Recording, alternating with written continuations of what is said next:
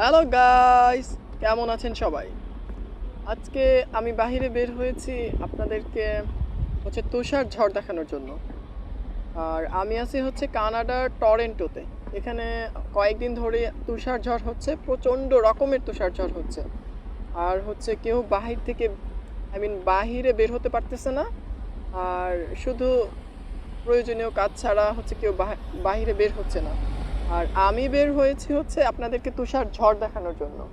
কিন্তু মজার ব্যাপার এই ব্লগটা আমি আমাদের বাংলাদেশের যারা ঢাকা জেলার অধিবাসী আছেন, ঢাকাইয়া যাদেরকে বলা হয়, তাদের ডেডিকেটেড করে করব।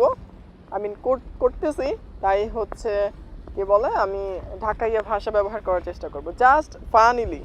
সো আমার সাথে ব্লগটা এনজয় করুন, আমার মনে হয় যে উপভোগ্য হবে। আব্বে হালা কানাডার মেন্সের কথা কি কমু, শীতকাল আইলে ওরা হালা ইন্দুর বাচ্চার মতন ঘরের ভিতরে হান্দায় থাকে। শীতকাল আইলে ওরা কেউ ঘরের থেকে বাইরে পারে না। আল্লাহ উপরে এমন বরফ ফালায়, বরফের চুটে না পারে গাড়ি দিয়ে চলনের লেগা, না পারে ঘরের থেকে বাইরে হনের লেগা। সাপের মতন, সাপ যেমন শীতকালে গর্তের ভিতরে ঢুকে থাকে, ল্যাপের তলে হান্দায় থাকে, বাইরে পারে না, ওরা এমন ল্যাপের তলে হান্দায় থাকে। সাপের জীবন গর্তের তলে হান্দা থাকে, আপনারা ভুল করে ফেলাইছি। সাপের জীবন গর্তের ভিতরে ঢুকে থাকে, ওরা এমন ল্যাপের তলে হান্দা থাকে, বাইরে হওয়ার কোনো উপায় নাই, বাইরে হইলেই মরবে। এই যে দেখেন, আমি আইটা সামনে সামনে যাইতেছি, আপনারা আমগুলোকে আহেন, আইলে দেখেন যে রাস্তাগিরির কি অবস্থা, দোকানগিরির কি অবস্থা। একেবারে সব রাস্তা বরফ দেখেছে গা। মনে দিলে চাইলে চ্যানেলটা আপনারা সাবস্ক্রাইব করা পারেন। যদি চান যে বিদেশ থেকে দেশি কথা শুনবার চান, তাহলে চ্যানেলটা সাবস্ক্রাইব করে হবে।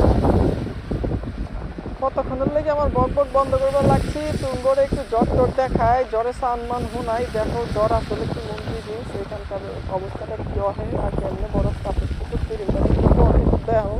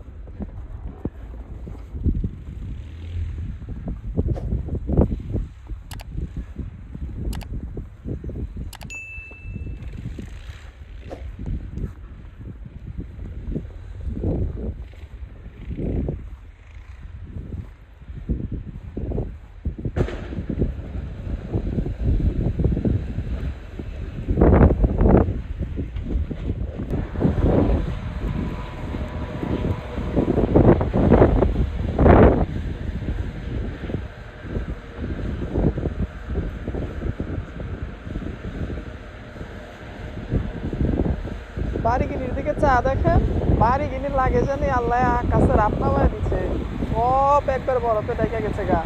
কিচ্ছু করণের নাই, কিচ্ছু করণের নাই।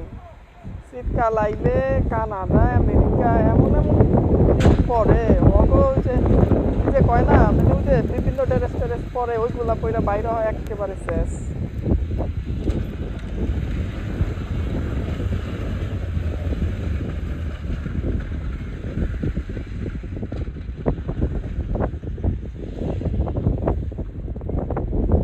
আমি আসলে ঢাকাবাসীর কাছ থেকে আসলে ক্ষমা চেয়ে নিচ্ছি, কারণ আমি ফানিলি ব্যবহার করলেও আসলে ঢাকার আঞ্চলিক ভাষাকে নিয়ে মজা করতেছি এরকম না।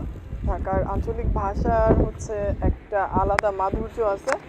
আমি জাস্ট সেটাকে প্রেজেন্ট করার জন্য ব্লগে ব্যবহার করতেছি। সো কেউ আমাকে ওরকমভাবে নেবেন না যে আমি ঢাকাবাসীদেরকে পচাচ্ছি, এরকম না। আসলে ঢাকায় গিয়া ভাষীরা অনন্য, তাদের ভাষাটাই অন্যরকম এবং আলাদা একটা স্বাদ আছে।